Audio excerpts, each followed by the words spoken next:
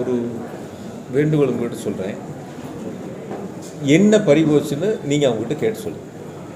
இந்த 4 ஆண்டுகளில் ஆட்சி பொறுப்பேற்று மாண்புமிகு தளபதி அவர்கள் முதலமைச்சராக அமர்ந்து தமிழ்நாட்டின் உரிமை என்ன பறிபோயிடுச்சுன்னு ஏதாவது ஒரு கருத்து ஒன்று நீங்களாவது கேட்கணும் அவங்ககிட்ட. சிறுவாணி அணையில வந்து 50 அடி வரைக்கும் நீர் தேக்கிட்டு நான் இந்த கேள்வி முடிச்சுட்டு ஒரு நிமிஷம் இந்த கேள்வி முடிச்சுட்டு அடுத்த கேள்விக்கு போங்க. இந்த கேள்வி முடிச்சுட்டு அதாவது வந்து எடுக்கக்கூடிய நடவடிக்கைகள் முழுமையாக எடுத்திருக்கிறோம். அது சம்மந்தமாக இருக்கக்கூடிய பணிகள் தொடர்ந்து அதில் நடந்துக்கிட்டு இருக்கு. இங்கே அதில் எந்த விதமான மாற்று கருத்து இல்லை. ஏதோ அவங்க செஞ்சுட்டாங்க நாங்கள் செய்யலைன்னு சொல்லி. இப்போ முன்னாடி கார்த்தி என்ன பேசினார், இந்த பாலர்களே அவினாசி ரோடு 12% அவங்க முடிச்சிருந்தாங்க, அவ்வளோதான் செலவழிச்சிருந்தாங்க. மீதி 88% பணத்துக்கான நிதி, அந்த பாலத்துக்கான நிதிகள் நாங்கள் தான் கொடுத்துருக்குறோம். நாங்கள் தான் அந்த வேலையை முடிச்சிருக்கிறோம். அவங்க செஞ்சது எவ்வளவு கேட்டால் நாங்கள் பாலம் கொண்டு வந்தேன்னு சொல்லுவாங்க. ஏதாவது ஒரு கருத்துக்கள் வந்து சொல்லக்கூடிய கருத்துக்கள் தேர்தல் நேரங்கிறதுனால ஒவ்வொரு அரசியல் கட்சியும் ஒவ்வொரு மாதிரியான கருத்துக்களை முன்வைப்பாங்க.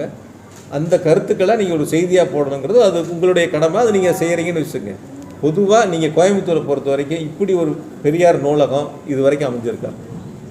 படிக்கக்கூடிய போட்டித் தேர்வுக்கு தயாராகக்கூடிய மாணவ மாணவிகளுக்கு, அந்த இளைஞர் இளம்பெண்களுக்கு எவ்வளோ ஒரு வசதி வாய்ப்பாக இருக்கும்.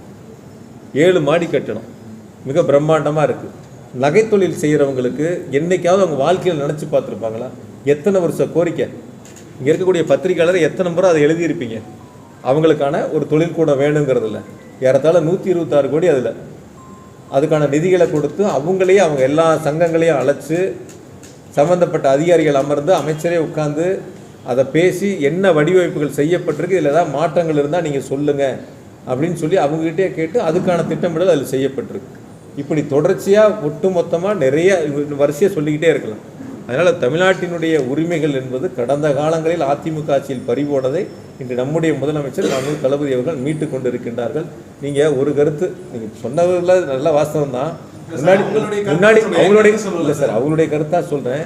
கொஞ்ச நாளைக்கு முன்னாடி சொன்னார் 2024 MP எலெக்ஷன்லேயும் ஒருத்தரோட சேர மாட்டோம், 26லையும் சேர மாட்டோம்னு ஒரே ஆர்ப்பரிப்போடு இருந்துச்சு செய்தியெல்லாம். அடுத்து எங்கே போனாங்க என்னன்னே தெரியல. பக்கத்தில் போய் உட்காந்து அப்படியே கொஞ்சம் மிக்சர் வச்சுருந்தா சாப்பிட்டு உட்காந்துருப்பாங்க.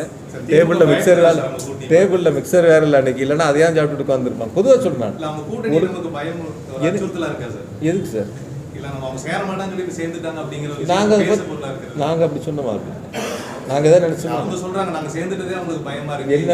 சார். நாங்கள் சொல்ல சார், அவங்க தானே சார் சேர மாட்டேன்னு சொன்னாங்க. நாங்களாக சொன்னாங்க நீங்கள் சேருங்க சேர வேண்டாம் நாங்களாக சொன்னோம். அவங்க சேர மாட்டேன்னு சொன்னாங்க, அவங்க சேர்ந்துருக்காங்கன்னு தான் சொல்கிறாங்க. அது வேற ஒன்றும் சொல்லலையே. நாங்கள் எங்கள் கூட்டணி வலுவான கூட்டணி, எங்கள் தலைவர் மீது மக்கள் நம்பிக்கை வச்சுருக்காங்க, தலைவருடைய திட்டங்களுக்கு வரவேற்பு கிடச்சிருக்கு.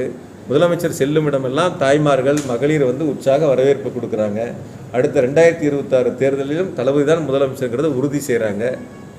இப்போ ஒரே ஒரு நோக்கம், நீங்கள் ஒவ்வொரு முறையும் வந்து சில பேர்லாம் பேட்டியில் கூட கொடுத்தாங்க பிஜேபி இங்கே வந்தால் பிரதமர் வந்து இங்கிலீஷில் தான் பேசுகிறார், ஆங்கிலத்தில் தான் பேசுகிறாருன்னு.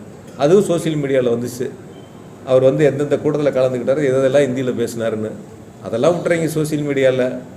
அதெல்லாம் வந்துச்சுல்ல.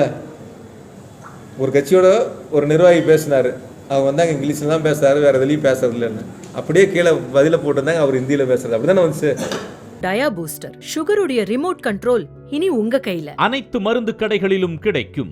செய்திகளை உடனுக்குடன் தெரிந்து கொள்ள கீழ்கண்ட கேபிள் மற்றும் டிடிஹெச் நெட்வொர்க்குகளில் எம்நாடு செய்தி தொலைக்காட்சியை காணுங்கள். பாதகம் செய்பவரை கண்டால் நாம் பயம் கொள்ளலாகாது பாப்பா. மோதி மிதித்து விடு பாப்பா, அவர் முகத்தில் உமிழ்ந்து விடு பாப்பா. அண்மை செய்திகளை உடனுக்குடன் தெரிந்து கொள்ள இணைந்திருங்கள் எம்நாடு தொலைக்காட்சியுடன்.